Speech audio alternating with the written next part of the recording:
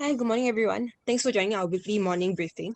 Today, we have a couple of updates for Yoma, AIMS APAC REIT, and Singapore bonds. This will be followed by US election scenarios, SG technicals before wrapping it up with market update in the week. Okay, Yoma held a webinar with ALC and SGX recently, so here are some updates. Sorry if my my background has a bit of background noise, so please try to ignore that. This is a rundown of the COVID situation in Myanmar. If you look at the chart on the left, you can see that in the recent month, the number of confirmed COVID-19 cases spiked well above the numbers from March to August. Initially, when the first case was confirmed in March, the government implemented a series of shutdowns in April and May, which helped to control most of the spread. Yoma's F&B and property booking business were largely impacted. Wave Money's over-the-counter transaction numbers were impacted as well. However, its digital business continued to continue to record double-digit growth rate month on month. It's on track to reach its 1.3 million MAU target by the end of the year. In June, July, and early August, as the lockdowns eased, businesses started to resume.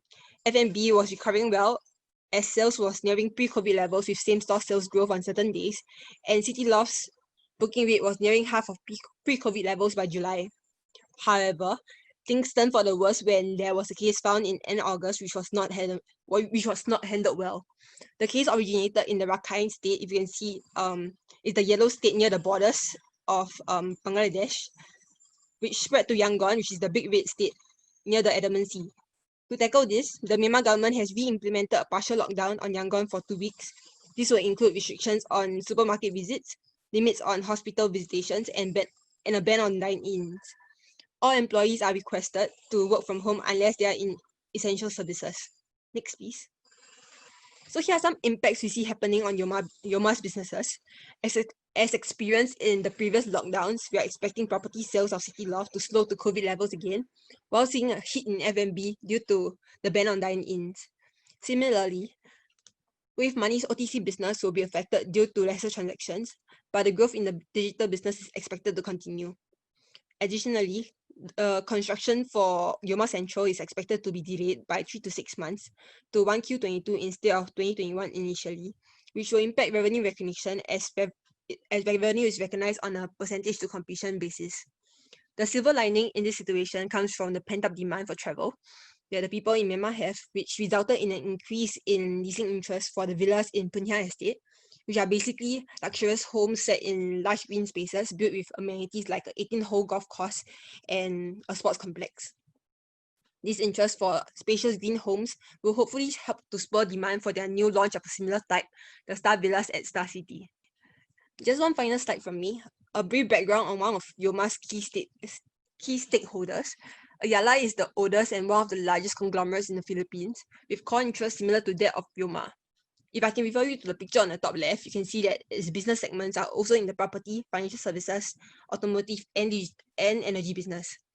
The chart on the right highlights how the market cap of Ayala actually doubled the growth of Philippines GDP per capita when we look at their CAGR since year 2000. In November 2019, Ayala Corporation has invested up to $155 million for a 20% stake in Yoma at 45 cents per share.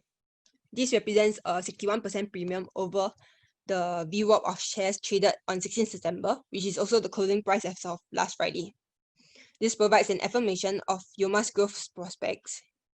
And the first tranche of 109 million was completed on 2nd December 2019.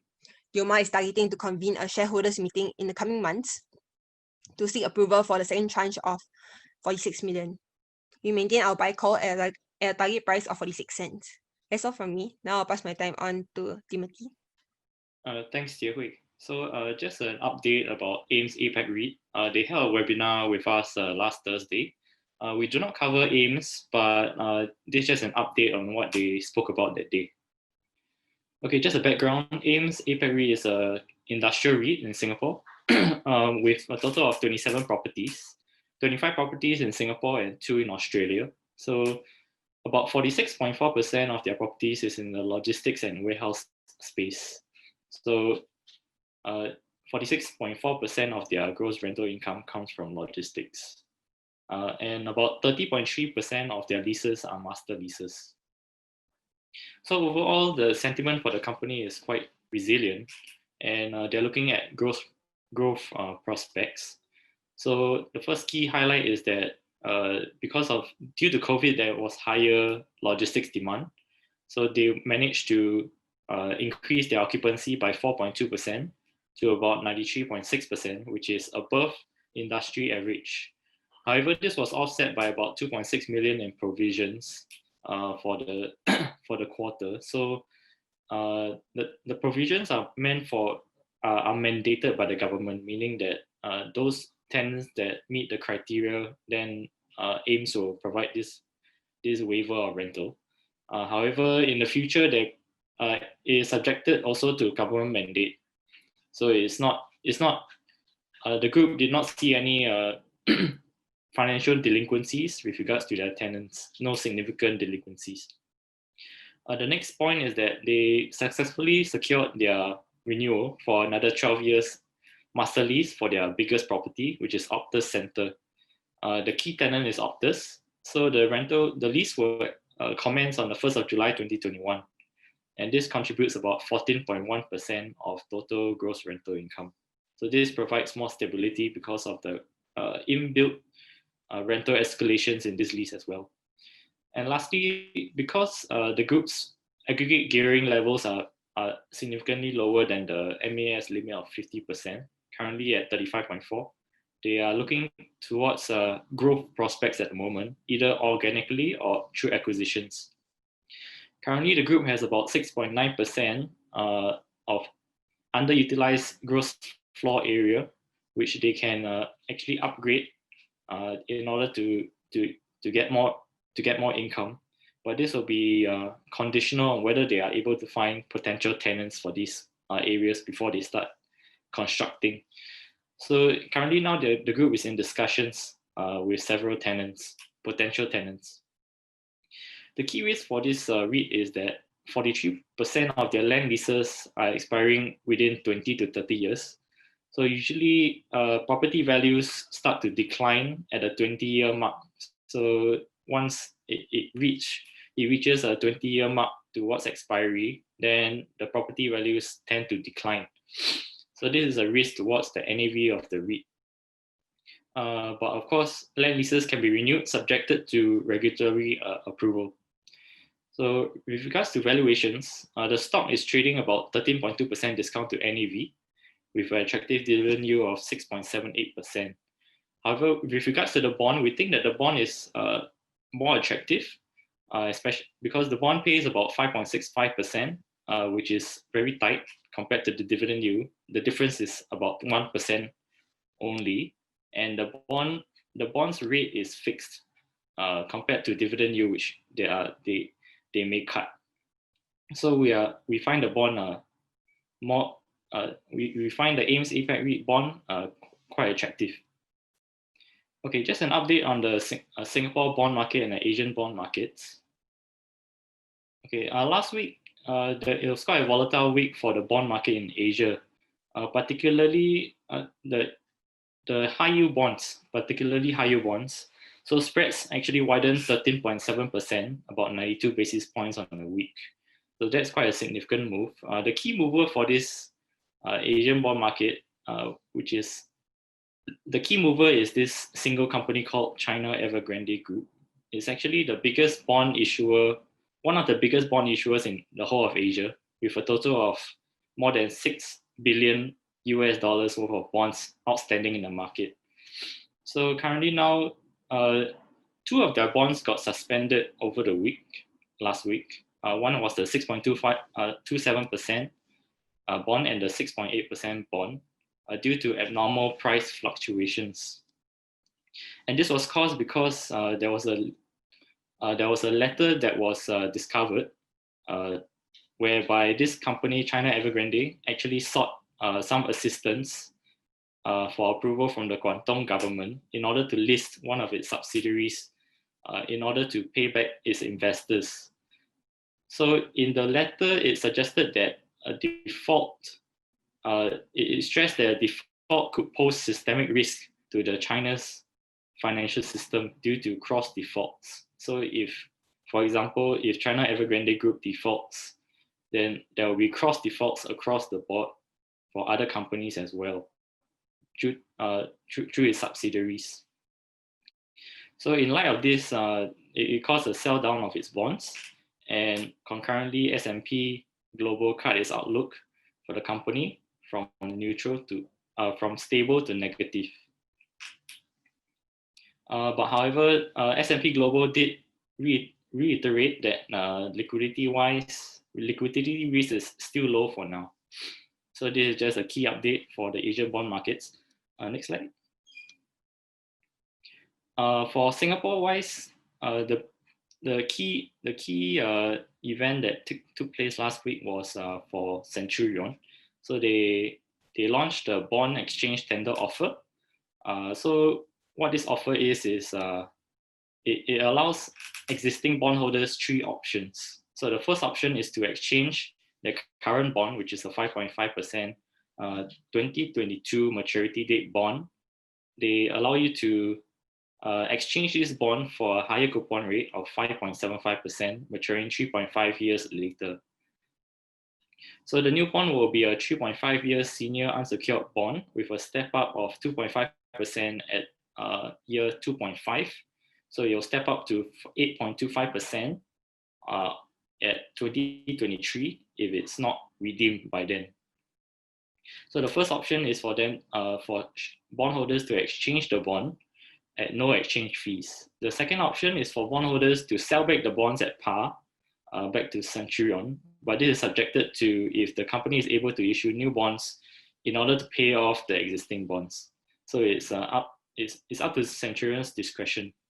And the last one is no action. If there's no action, the current bondholders will hold on to the existing bonds until 1st of February 2021 next year, where Centurion will opt to redeem the bonds at par. So with this exchange offer, Centurion did update us on their company outlook. So so far, the outlook for the company is quite uncertain. With regards to the negatives, the company has been hit particularly significantly by the COVID-19. So for their student accommodation business is affected by travel restrictions and also universities going online. Whereas for their workers' accommodation business, which is about 2/3 of their business, some of their tenants are facing financial stress because of the business restrictions. And the group is also heavily exposed to the construction area. About 48% of their revenue, the revenue from the workers' accommodation business comes from construction. So there's a bit of uncertainty wise with regards to that. Also for their workers' dormitories, there will be their margins are also hit because of the extra COVID-19 measures by the government. However, so far, for existing bondholders, they don't have to worry at the moment because their liquidity profile is still very healthy. They still have enough cash to pay off all short-term borrowings by 1.67 times, and they still have over 100 million worth of credit facilities compared to the only 32 million worth of short-term borrowings. Okay, that's all from me. I'll pass my time on to Jun Rong. Okay, thanks, Timothy. So now I'll be touching on the US election scenarios and their impact. Okay, so before we begin, we can take a look at the expected outcome, okay, based on betting odds. Okay, so we can actually see that the scenario with the highest odds is that of a blue wave, okay, which means that a Democrat will have a clean sweep of the Senate House and also the presidential election. So the probability for the outcome is around 35%. Okay, but just to take note, okay, the odds are always changing. So these odds are stated as of last week. Okay, and it may definitely fluctuate nearing the election date. Okay, considering that we will be seeing several upcoming presidential debates. Okay, with the first one actually being just tomorrow. Okay, so some people may believe that a Democratic president may generally be bad for the market, considering that they are planning for more regulation and also a potential tax increase, Okay, however, I've tabulated the returns based on the different scenarios. Okay, and found that generally market performance under a democratic president, okay, tend to lead to higher market returns, okay, as compared to a Republican president, be it under a unified or a split Congress. Okay, so of course, based on the likely outcome from the betting odds, a blue wave, right, it historically posts an annual return of around 12.26%, okay, which is higher than the average return of 11.59%. Okay, so one potential reason for this observation, okay, could be because both political parties, they tend to adopt different policy choice, okay, to boost the economic growth. Okay, so we know that the Republicans tend to prefer a tax cut. Okay, but from the table, we can actually see that tax cut tends to have a lower fiscal multiplier. Okay, but tax cut, the way why they adopt it is probably because it's more popular with the people. Okay, whereas for the Democrats, they tend to prefer infrastructure spending and also a redistribution policies, okay, which may carry a higher fiscal multiple. Okay, so you can actually think of it as having a government that, you know, come to you and say that one government that come to you and say that he will actually reduce your tax by 1%, okay, today, compared to another government who say that, okay, he will raise tax by 1%, but he will actually use this tax revenue to fund like infrastructure or like a technological upgrade, which will in turn boost your income by maybe 4% in future. Okay, so you will find that actually many people, they will actually prefer the tax cut policy. Okay, it's more popular because in a way its impact is more visible and more direct. So even though the overall impact to the economy may not be as significant as other policies, okay, as seen from the fiscal multiplier itself. Okay, so I didn't put the historical returns here, okay, but historically, US annual average real GDP growth under a democratic president, okay, average to be around 4.26%. Okay, whereas that under a Republican president average to be around 2.3%. Okay, so how you read this table is like, for example, if you were to look at the portion under tax cut, okay, it means that a 1% decrease in tax, okay, will generally boost economic growth by around 0.3, okay, to 0.4%. Okay, in terms of Biden presidency, okay, he may have proposed a tax increase and more regulation, as we all know. Okay, however, if we take a step back, he also proposed having a bold 2 trillion fiscal stimulus plan over the next 4 years. Okay, so considering this fiscal stimulus, okay, and also taking into consideration other factors like his more predictable approach on the trade front, okay, and also we'll be seeing a stronger economic recovery next year. So I believe that this will help to offset much of the negative impact, okay, on business sentiments, okay, from his trade and regulation policies. Okay, so of course, if we are looking at a split Congress, okay, okay, of course, if we are looking at a split Congress, his bold fiscal plan may actually be met with some form of resistance, okay, and we may actually be looking at a reduced budget instead. Okay, so for Trump, okay, it will be more of a status quo. Okay, so the tax cut which he proposed back in 2017, okay, is actually set to expire at the end of 2025. Okay, so once he's elected, okay, we may actually be seeing an extension of his tax policy or even a potential tax cut. Okay, of course, we'll also be seeing more deregulation, also a potential fiscal stimulus, okay, on transportation and 5G infrastructure, okay, which he hinted previously. So generally, it will be positive for the economy, okay, but the main key risk for Trump will, of course, be his unpredictable stance on trade, and especially on China. Okay, so with that, now I'll pass the time over to Wei Ren for his SG technical outlook. All right, thank you, Junrong, for your sharing, for the kind sharing, okay, on the US election. So today I'm just going to go very quick on the Straits Times Index, both on the weekly chart and then lastly the daily chart. And then a few of the SG stocks update, which I listed in the technical box. So without further ado, let's go. So okay, so in the weekly chart, we can see that the STI has been ranging downwards after breaking off away from the ascending channel. corrective ascending channel forming potentially wave 4. Okay, so after rejecting 50%, so we are looking out on the downside again. Then after breaking 2,500, we are looking at the next support in the midterm will be at 2,279 region. So that will be the potential sub wave 3. All right, and then subsequently, then we will form wave 5 at below 2,250.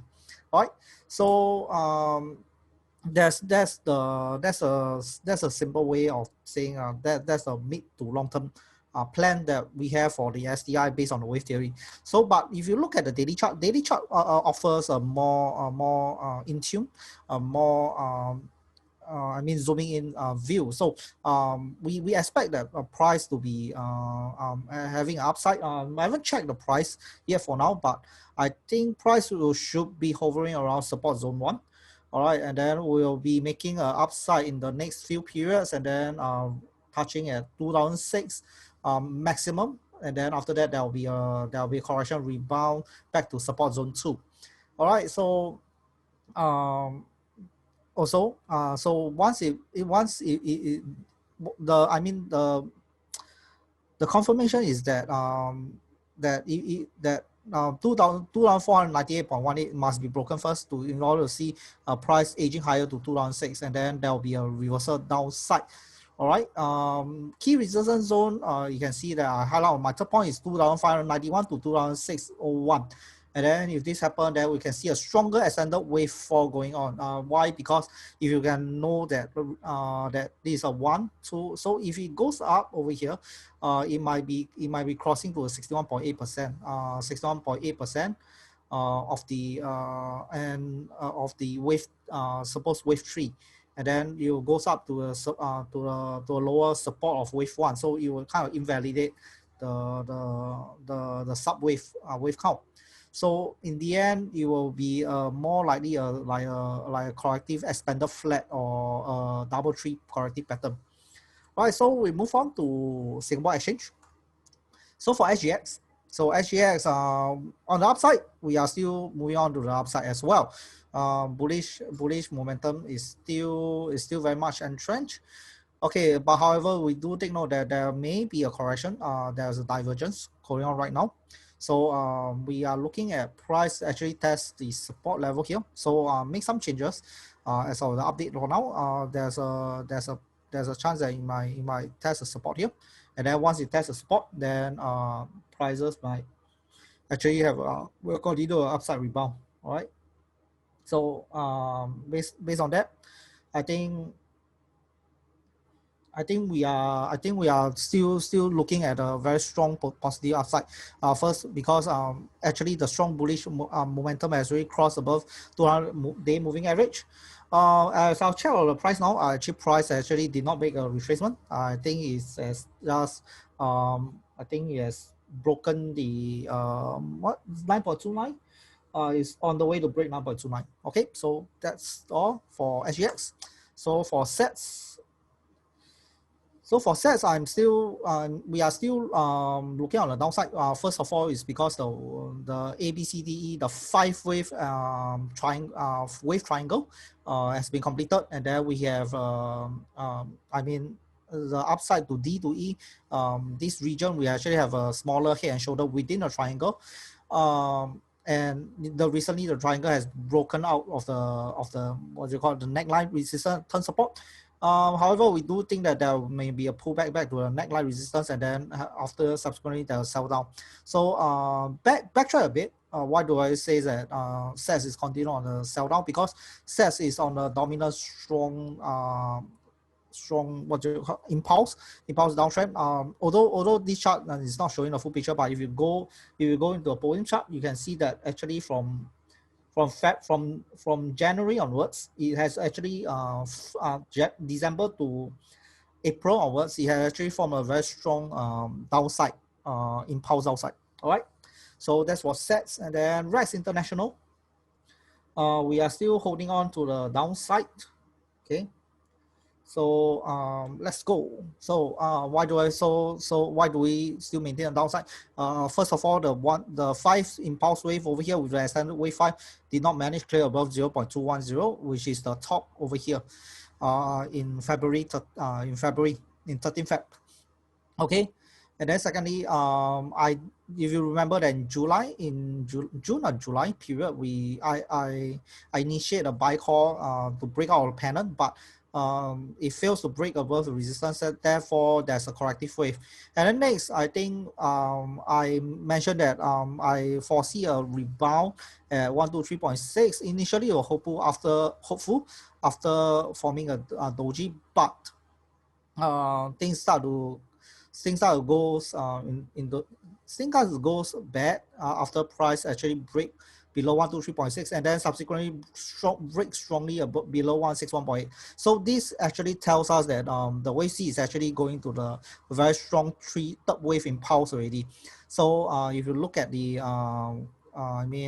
the wave count, so the sub wave count is 1, 2, 3, and then we have wave 4 rejecting 0.119, 0.160, and 0.158.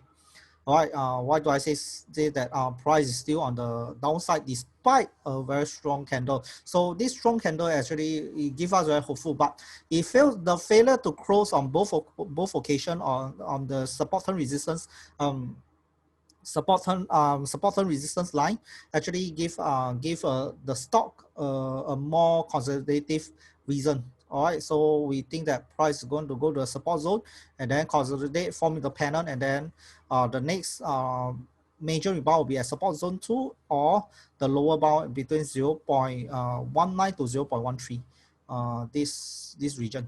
All right, so I move on. So MedTech is one of the most popular one. I think MedTech everybody has been on ground. So if you look at MedTech, 5 wave has been completed. So we are looking at we're looking at a corrective wave, and then the sell down on both occasions on mid September and last week I issued a buy call. I think the buy call is still ongoing. Well, despite some correction, I think we are looking at further correction back to the candle over here, and then after that subsequently there's a rebound, but I think that wave A has been complete after a leading diagonal for the corrective pattern. So B has been on here, resistance zone, and then we think that B is likely to be terminating at here. Okay, because this why do I say so? Because this one first A, sub A, and then I think sub B is here, and then C is here. All right. Okay, the next thing is I think the grand rebound is going to be here as C, as is near 0.5, is near 50 cents of the rebound of the support zone 2. All right, so do take note of this area. So for grand rebound, in any way, so support zone 1 still be holding prices, be supported. I think you evolve into a corrective flat pattern as well. And then in extreme case, it will be a double tree corrective pattern as well with WXY. So in according to time frame, I think if you are looking for a correction, I think for the next 3 months or maybe the next 3 to 5 months, it will be very corrective for MedTech. Okay, so lastly, I'll be sharing a Capital DC. So for Capital DC, I think $3 at the resistance zone I mentioned in my report before has been on a very strong resistance zone. So price has been making on downside. Okay, so if you look at the price now, okay, price is still making on the downside. It's continue testing a support zone 1. And then I think once it reaches a lower bound of support zone 1, I think there will be a slight rebound towards a resistance zone, unless the resistance zone $3 region is being broken. Otherwise, I think that the stock is not going to make an impulse wave 5. Instead, I think that the price is going to make one more down move to form wave C and the major wave 4. Corrective wave 4 as support zone 2, which at $2.65, and then after that they'll form a rebound towards the 5th wave upside. But however, there is always a surprise. All right, so I think if price is going to break after rebounding from support zone 1, price broke resistance zone, at $3 and then close above at $3.10. I think we are seeing a wave 5 coming prematurely. And then, but this doesn't really spell the good news, because after wave 5, I think the ABC corrective wave will be much stronger. And then the support zone 2 for ABC, let's say wave 5 is here, A, B, C. C wave will be, the corrective wave will be the support zone 2. All right, so I think that will be the next possible question. All right, that are we going to see a very strong upside now, or maybe in the later day? All right, so in any way, I think that support zone 2 will be a much better zone to actually look for look to accumulate. All right, so for now, I end my presentation. I'll pass my time to Terence. Thank you. Thank you, Aaron, and good morning, everyone. A gentle reminder to key in your any of your questions you have in the Q&A tab. The research team will try to answer these questions chronologically at the end of the presentation. We can already see some of the questions, and we will address these at the end of the presentation. Another reminder also, if you have if your question is a TA related question, do indicate this at the front of your question so we can address your questions more accurately. So for our next slide, for the week ahead, we have a pretty packed calendar at the end of the week. We have a pretty packed calendar at the end of the week as the third quarter of 2020 comes to a close. To start off, on Tuesday, Singapore will report their bank lending figures for August, which will give us a glimpse of the overall health of the economy. The ADP non-farm employment and US employment numbers are also scheduled for the end of the week. Just a reminder that the Hong Kong and China's markets will be closed on Thursday and Friday for the PRC's National Day and Chinese Mid-Autumn Festival. For our upcoming webinars for the week, we are also hosting First Ship Lease Trust on the 29th of September at 1 p.m. So do sign up for this if you haven't. We have the link there. Also in the same link, this is also a reminder to sign up for the Strategy and Stock Picks for Q 2020 webinar, which will be held this Saturday at 9:30. So do sign up if you haven't. We have provided the program details in our next slide. So we can see this in the next slide. Thank you. So the session will start in the morning at 9:30, where we'll present on the Singapore strategy and the stock picks by the research team.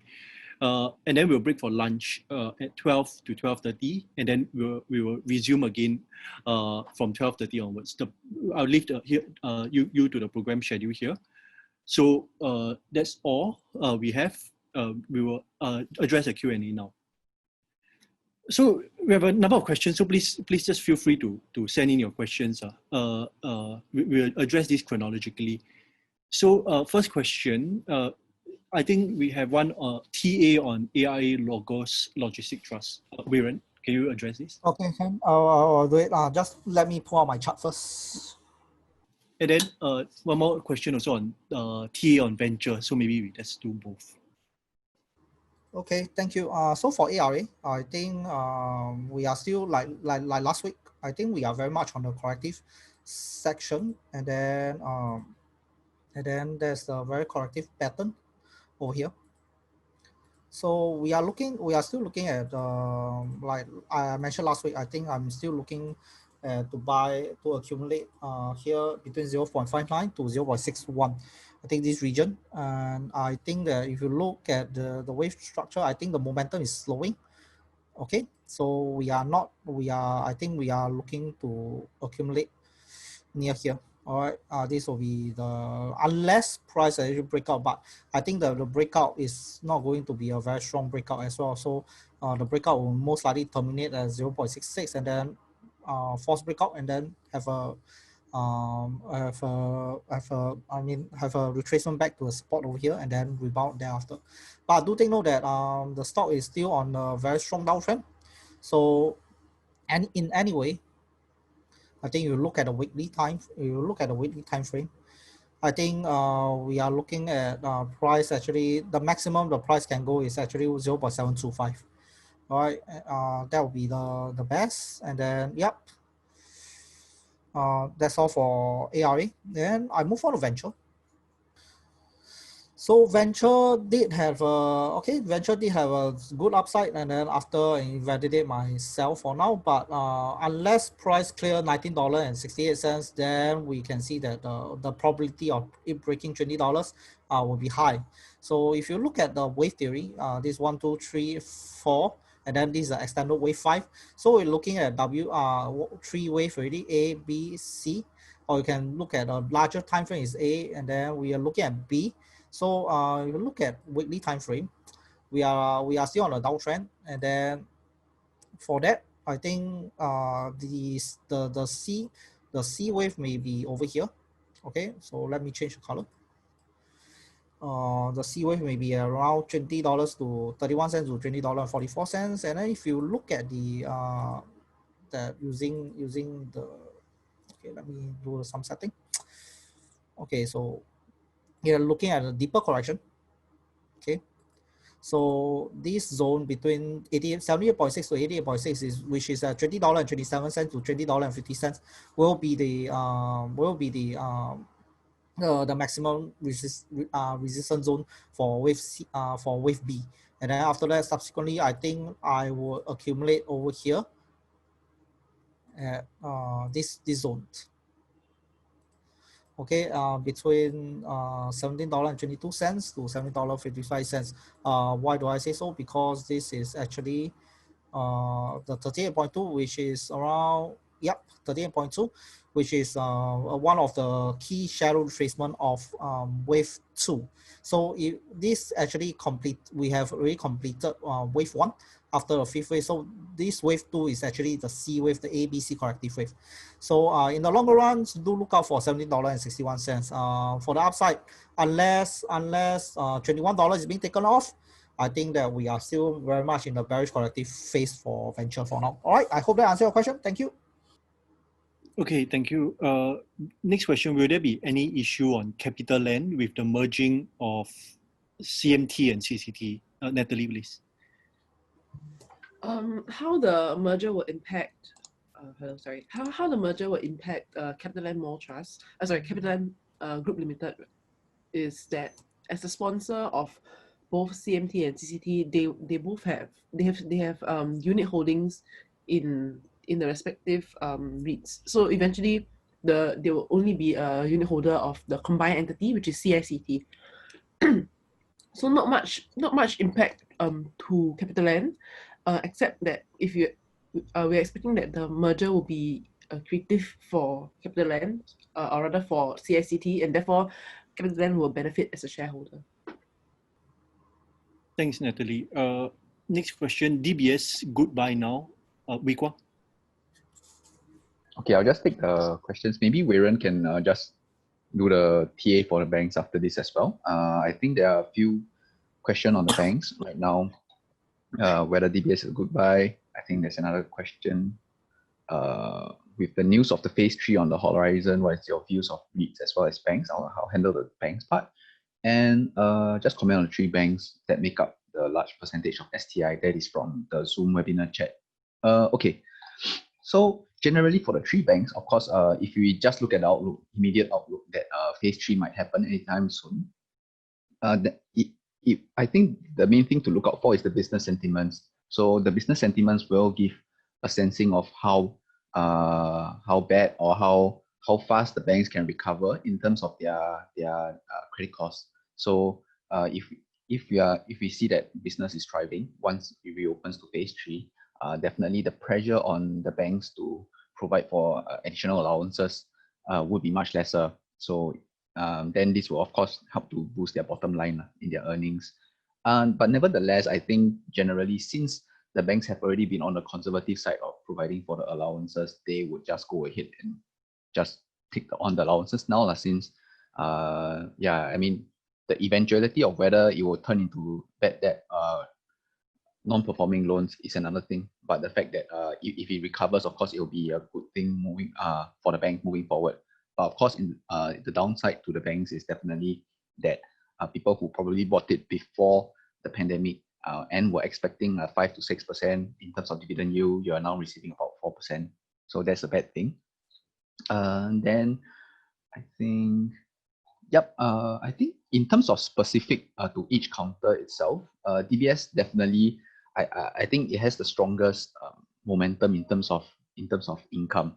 So in terms of income, they are sitting on unrealized gains on their investment assets, mostly bonds. So because the bonds, we know that the yields have been falling, the bonds itself will the bonds prices have been rising. So they have been realizing some of their profits that they have earned, unrealized profits that they have gotten from their bonds.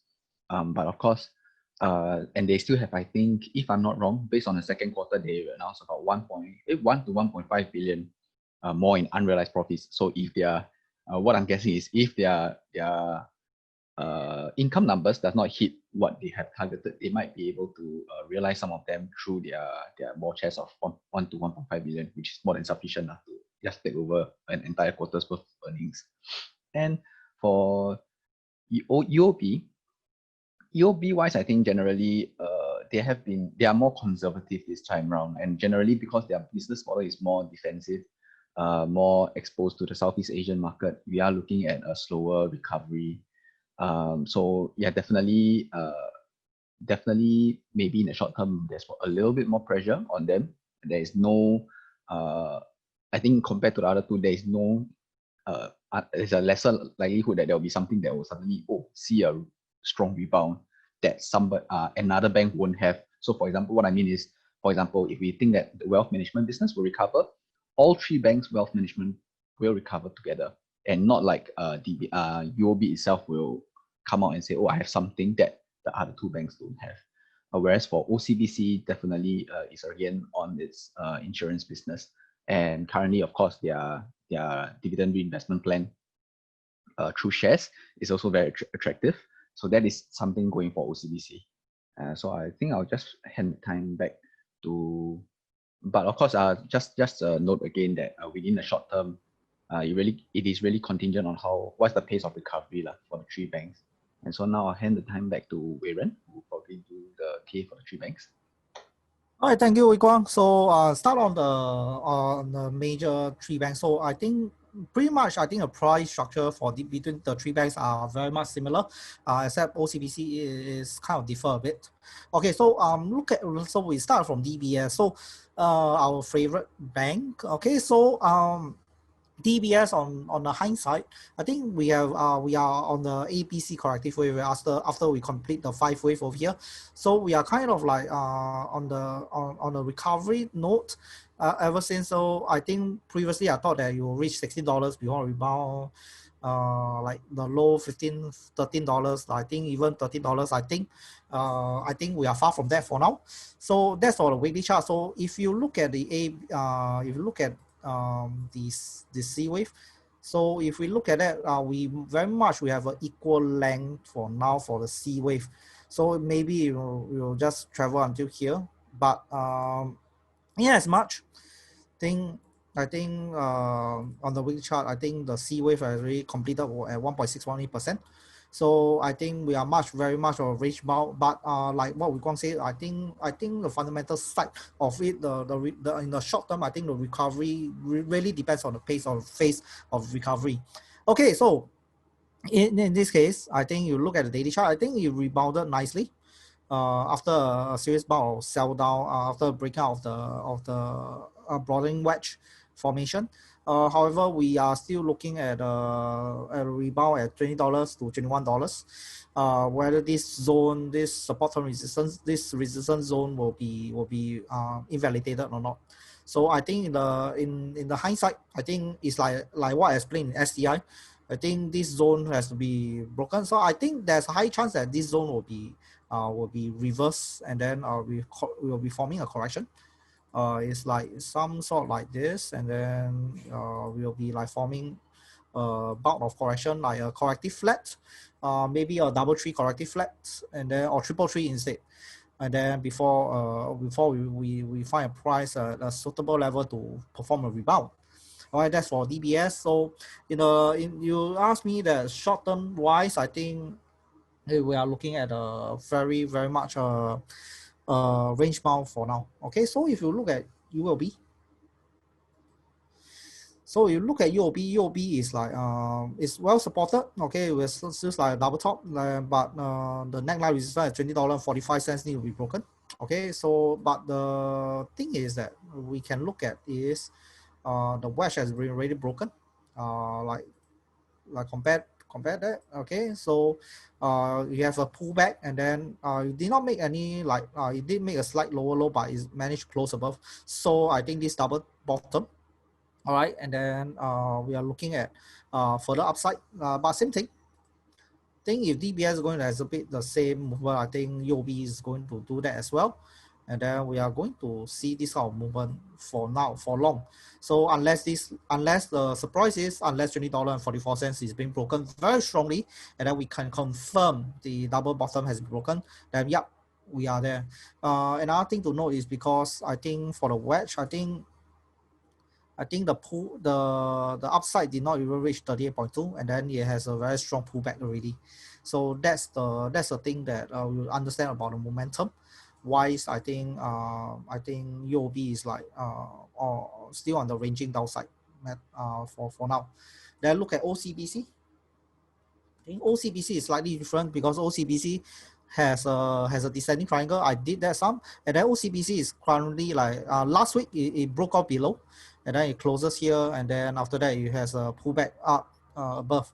So I think the apex or triangle, we are still I think OCBC is trying to struggle around the apex of the descending triangle. So we are looking to actually for further short as compared to DBS and UOB. So I think OCBC is going to make some more downside. I think you look at the momentum compared to UOB. I think for now, I think OCBC is looking for reversal. You look at a 4-hour chart. I think in intraday, because now it's going to now it's lunch. I think OCBC has a strong start, but it fails to break above the intraday top at $8.58, and then subsequently it reversed. So if you want to know how is it going, I think after market after like the second half of the trading session, I think OCBC is going to make some more downside. All right, for that. Because I think usually the afternoon session, not really there's much action to be taken off unless it's a very strong bull, and then people will just hold on to bandwagon. All right, so that's all for me. And next one, I think I saw a question chronologically. I think Sheng Siong. Okay, so Sheng Siong V8, yeah, Sheng Siong. Okay, so look at Sheng Siong. So Sheng Siong has rebounded at this region. I think last week I shared about this region, and then yeah, and then it rebounded. But if you look closely, think if you know it, that we think that this one is already a head and shoulder. You can let me see where's the head and shoulder pattern. So okay, so it's like head and shoulder. Yeah, so it's like a head and shoulder pattern for now. So if this zone, I think after failing, after like a fail, I think this one is really a very strong harami, or you can say although it's too big for a second candle to be a harami, but I think if you look at it as a harami pregnant lady sense, I think this one is considered a one. I would say, although it differs from the textbook what do you call example, and then but the same thing is we are seeing the price actually rejects the 50-day moving average. Then if this zone is being broken, then we can confirm the head and shoulder formation. So we do have a head and shoulder formation for Sheng Siong for now. And then you look at it, Ichimoku is actually the lagging span has been broken out. And then the first last week, I think last week or 2 weeks ago, I mentioned that there's a death cross on the baseline and the forward line, known in Japanese term. And then Senko span A and B has already crossed, and then the cloud has already turned bearish. What's more, I think the 52 Senko span B has already turned downward as well. So I think we are looking at on the downside for it's like on a bearish downside for Sheng Siong for now. Okay, so that's all. So I think next question, anybody? I'll answer the question on phase three and how it will affect REITs as well as banks. So I'll take the REITs portion. So of course, I think the Singapore government has said that it won't just automatically go to phase three, rather it's the road to phase three. So I think most of the changes will happen in phase two. So the tail end of phase two will include the reopening of bars and entertainment centers. So I think we're going towards that with our very, very low community case counts in the past few weeks. So of course this will definitely benefit. So if with allowing gatherings, not really gatherings, but more of like events of up to 100 people, some weddings can actually resume. The smaller scale weddings can actually resume. This will help some of the hotel operators actually recognize their revenues that have been collected but have not been performed, so therefore have not been recognized. I mean, in phase two, we've actually seen a very, very strong recovery in the footfall of the malls. So that I think that will continue, especially with more confidence returning that this lower sustained sales case count will be able to continue. So I guess the main beneficiaries of as the economy progresses towards reopening or fully reopening would be the hospitality and the retail sectors, which are currently still slightly depressed. Yeah. So in terms of, like, for example, industrial, a larger proportion of industrial, especially for the light industrial warehouse kind of tenants, these are all essential services that have been operating. A large portion of them, majority of them have been operating since the circuit breaker and onwards, because they are under the essential services category. So the impact to industrials is like not as significant. So that's all from me. We can take the part on banks. Perhaps I'll take on the AEM and UMS question. So for AEM, I think last week I did mention that although there's the upside, but I think price still failed to clear above the 50-day moving average, and then the lack of momentum, the inside bar is not performing as to the expectation. So, and right now we are seeing a price reverse, N-shaped reversal back to testing the support line, major support at $3.42. So I think most likely this level is going to be validated and then make a further downside correction for AEM.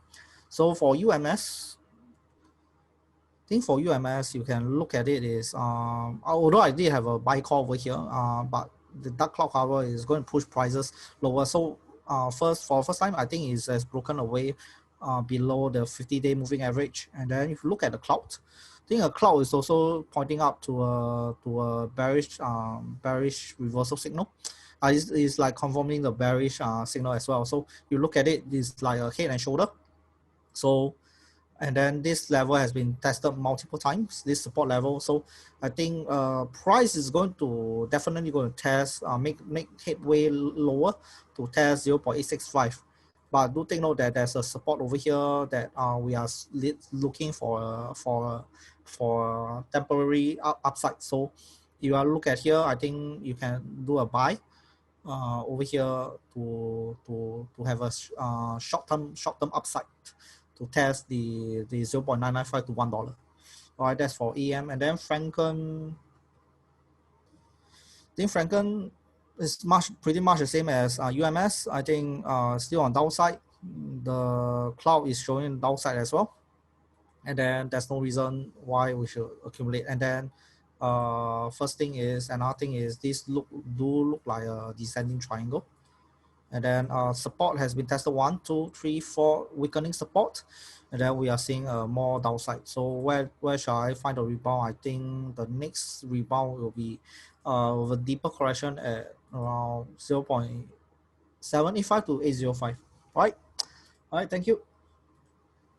And then okay, so I carry on the question because next one is about top left. So So top glove is, I think I mentioned before in my report, I think if we fail to break $3, which it fails to break $3 or one, and then you reverse, I think there is a high chance that it might go into a double tree corrective pattern. So last week I think I mentioned that I think few webinars ago I mentioned A, B, and then C. So I think if let's see if $3 is going to be broken or not. So it will be like this zone. Whether it will it be broken? Seems like the momentum is kind of weakening now. And then you'll see a cloud. I think we are looking for no signal yet. So I think we are kind of like ranging for a period of time. So I think ABC and then 1, 2, and then we are looking at maybe some more downside.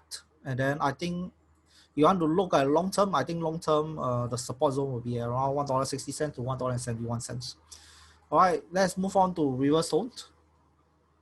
So reverse zone has a false breakout out of the flag pattern. It rejects the 50-day moving average, and then it has like a graveyard doji, and then some more it has what do you call it? Selling zone over here. So we do see that price is going to, and then this upside consolidation, you look at it, it's like a wedge pattern, a smaller wedge pattern. Okay.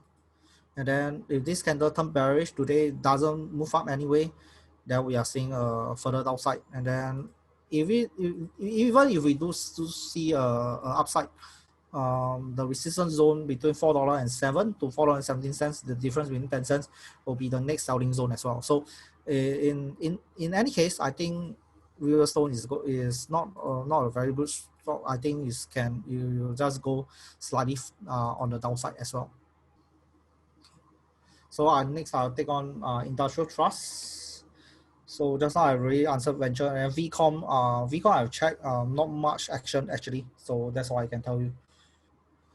So industrial trust, okay. So after a bout of correction, we do see some upside, but upside do still remain weak.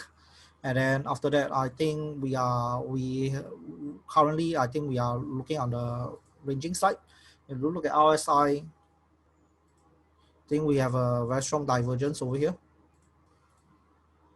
So the divergence has really materialized. So I think currently, I think this candle, I think this consolidated bear candles is looking for some sort of further correction downside. But I can tell you that overall the bull trend is still intact. Even though you're going to break below, I think we are looking for a correction. I think we are looking. Looking for a rebound on the upside. All right. So due to time, okay. So I won't take on commercial trust. I will take on the logistic trust. Okay. So logistic perform better. So first of all, I think it broke off the wedge already. This is a very strong candle, by the way. So the next bound is going to be breaking this resistance zone. So once breaking this resistance, which I think it will, and a 50-day moving average over here, I think we are seeing a potential renewed upside for Mapletree Logistics Trust. Okay, thank you. So Sembcorp Marine, I don't foresee that. I think I will prefer Sembcorp Industry, be it their recent fundamentals or be it okay. So okay, let's look at marine first, and we look at the industrial. Why I prefer industrial? So marine, you can see that there is after a rights issue or something, I think prices still making a lot of way down despite losing momentum. So we are looking at losing momentum, and then nobody will want to touch Sembcorp Marine. So even there's an upside. Okay, let's look at the weekly chart. I think even there's an upside, I think prices is looking to test at $1.28 is going to take very, very low. And then whether it breaks it, let's say you do, all right, whether it breaks it is another issue as well.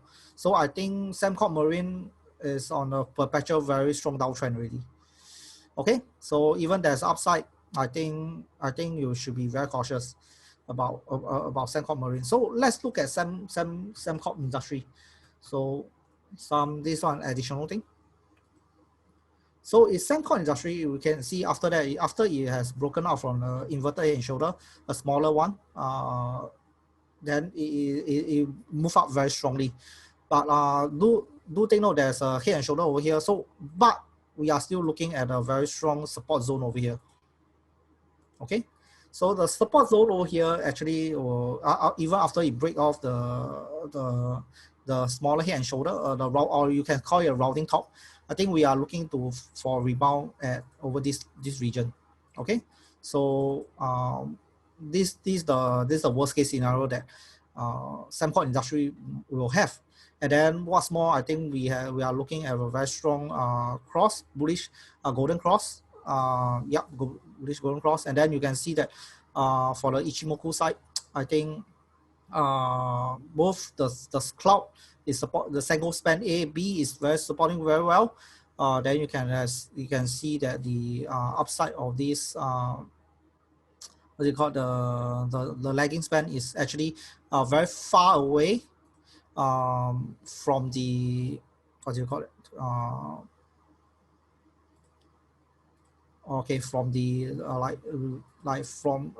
the impact is very far away from the actual candle over here. So it's really very strong on the upside as well. Okay. Okay, thank you. So I think. Okay, so I think we got one question. How to extract institutional fund flow data for specific STI counters on a daily basis. So I don't think this institutional fund flow data is provided by SGX. So I don't think you can extract this on for specific STI counters, but it's usually provided by SGX on a weekly basis, and usually they just show the top 5 traded institutional net buys and net sells. So nope, I don't think they don't provide this on a daily basis.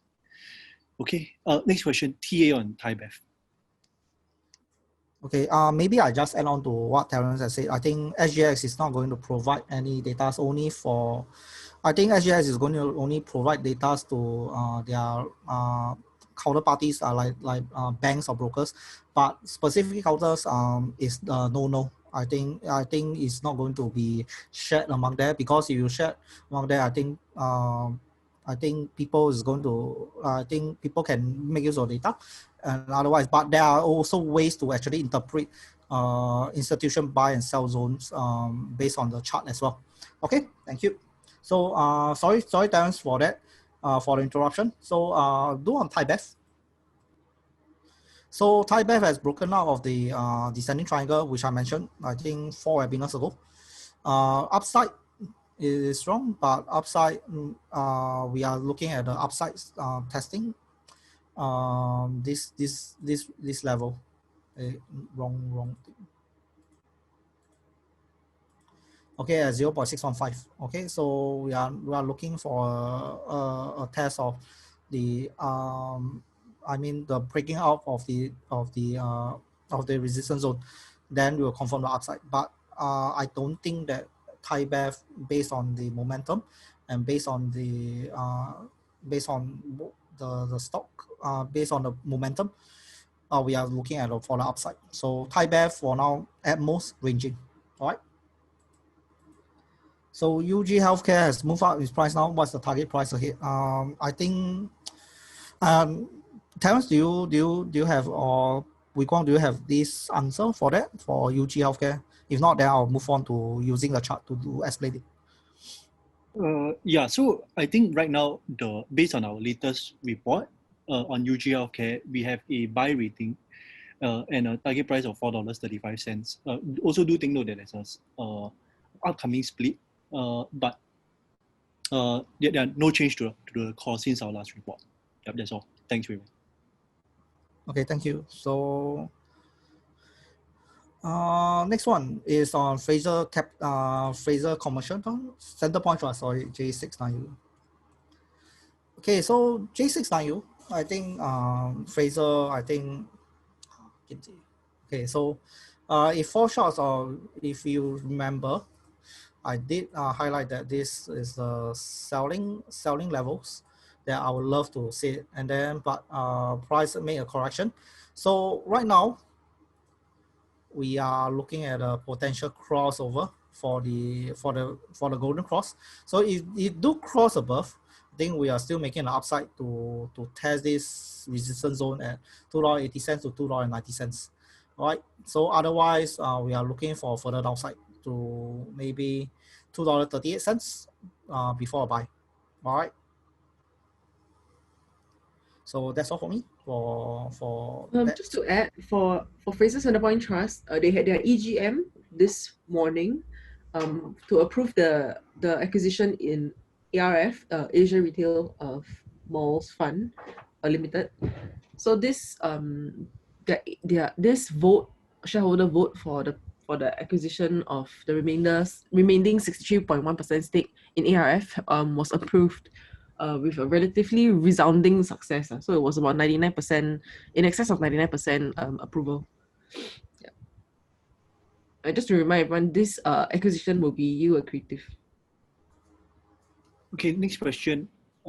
If now we want to get some local REITs into portfolio, which ones are preferred? Okay, thank you for the question. So for REITs, if you're looking at subsectors, I would still say that there's still some upside for the industrial REITs, even though the industrial REITs have regained most of their share price. So they are actually trading above the pre-COVID prices. But I still believe that because they are trading above pre-COVID prices, and there are some acquisitions that are, they were in the midst of, they were in talks for, or rather in discussions for some acquisitions before COVID hit. So those were put on hold.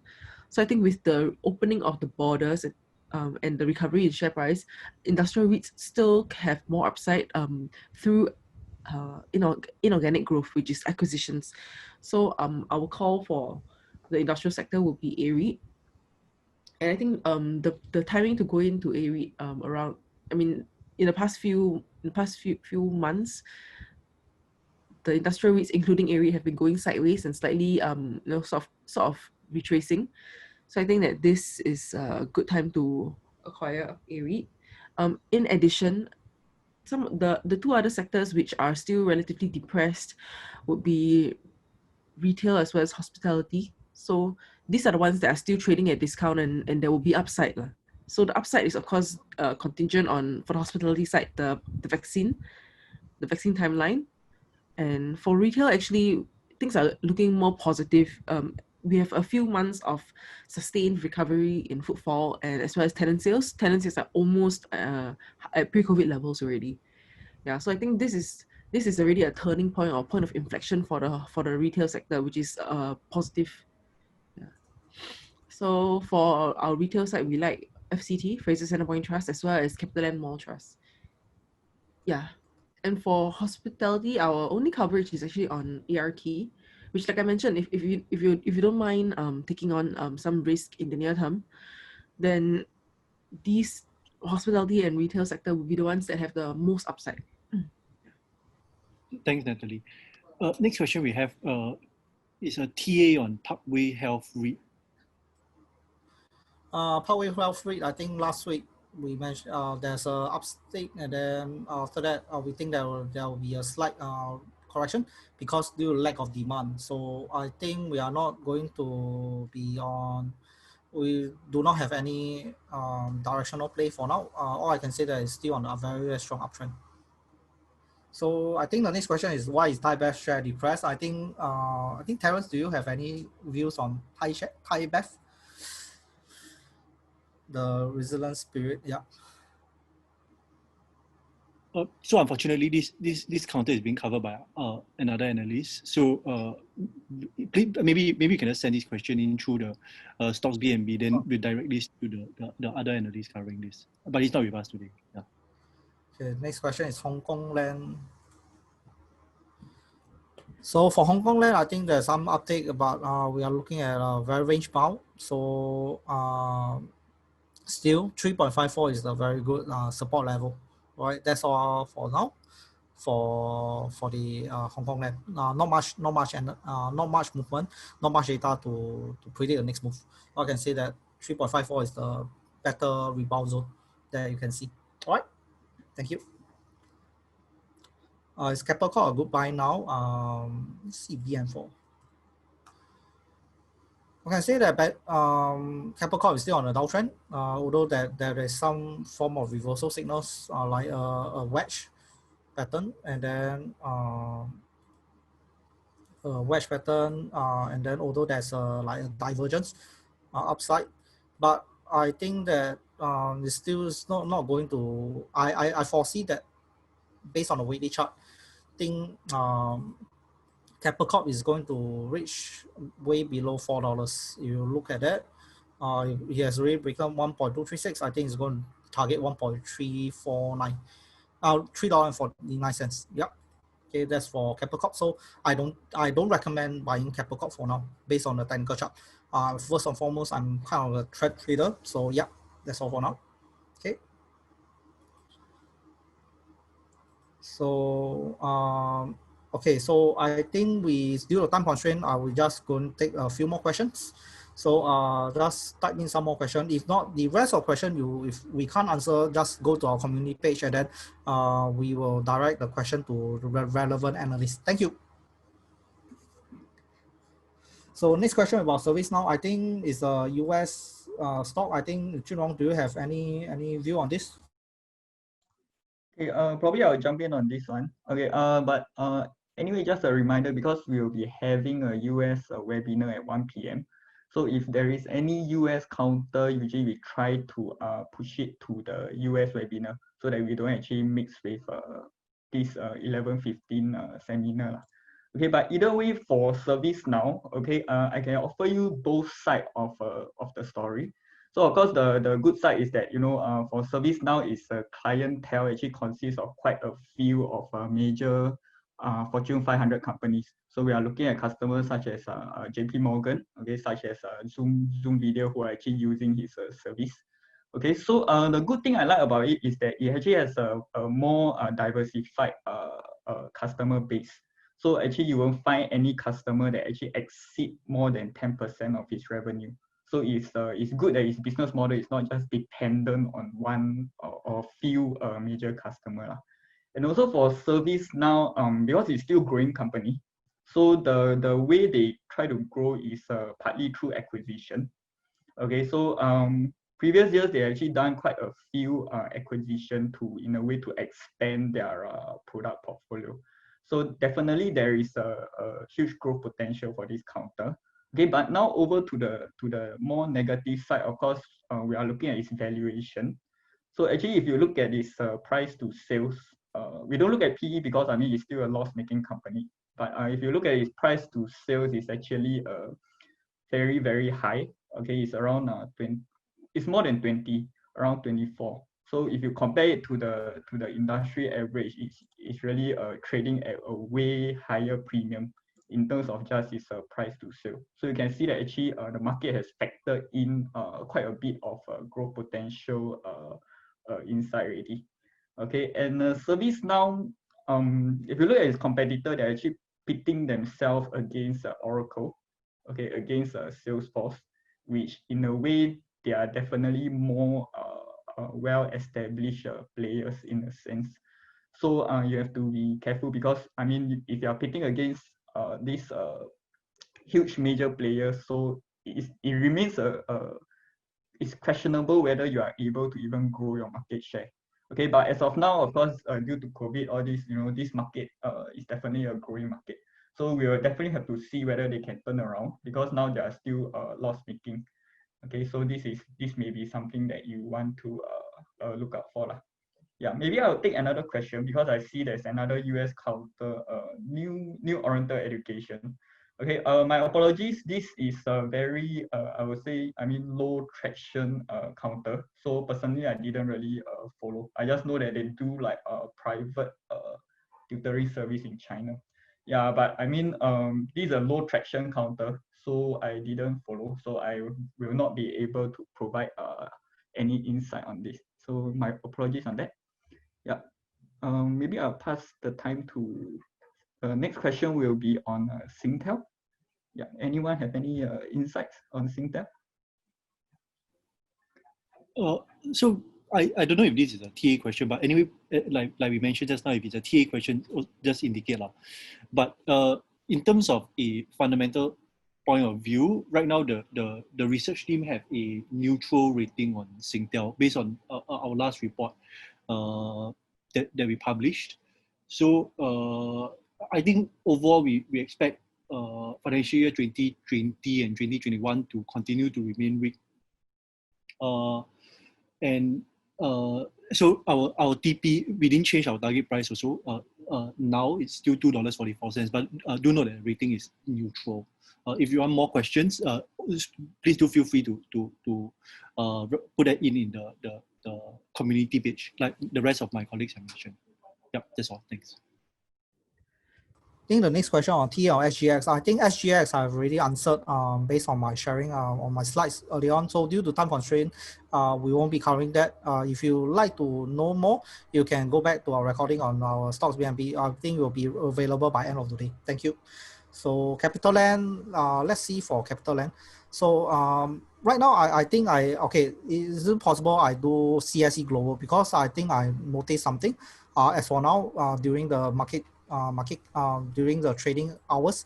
So CSE Global, I think is much more like a downside already. So first of all, it's already broken out of the ascending channel over here. So I think I recently did a buy call, but price already reached my stop loss level. So I think that I believe that strongly that price is going to break out even more strongly.